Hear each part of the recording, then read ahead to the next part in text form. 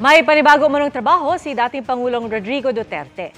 Sa anunsyo inilabas ng broadcast network na SMNI, itinalaga umano si Duterte bilang bagong administrator ng mga ari-arian ng Kingdom of Jesus Christ ni Pastor Apollo Quiboloy.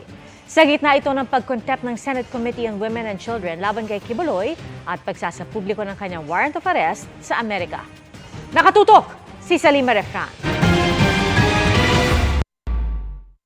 Sa social media platform na X, ibinalita ng SMNI o Sunshine Media Network International na itinalagang bagong administrator ng properties ng Kingdom of Jesus Christ si dating Pangulong Rodrigo Duterte.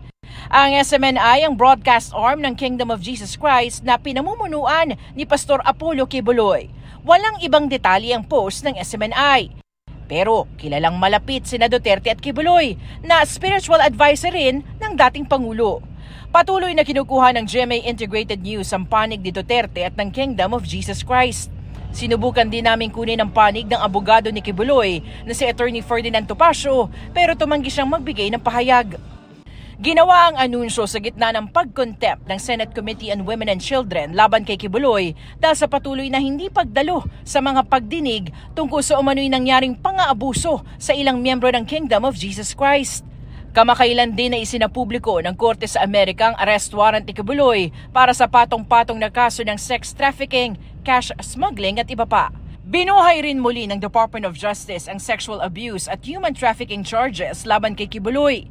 Sa gitna ng unsealing ng arrest warrant sa Amerika, sinabi ng Department of Justice na wala pa silang natatanggap na extradition request para kay Quiboloy. Samantala, sumulat ang legal counsel ni Quiboloy sa Kamara para sasabi ng in-issue ng House Committee on Legal Franchises. Sinabi ritong hindi dadalo sa committee hearing si Quiboloy dahil honorary chairman na lang daw ang pastor at matagal nang hindi kasama sa pamamahala at operasyon ng SMNI.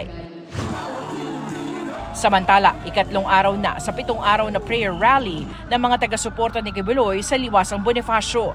May ibang sa liwasan na nananatili para ipanawagan ang pagtigil sa anilay panggigipit sa kanilang leader. Para sa GMA Integrated News, Salima Refran, nakatutok 24 oras.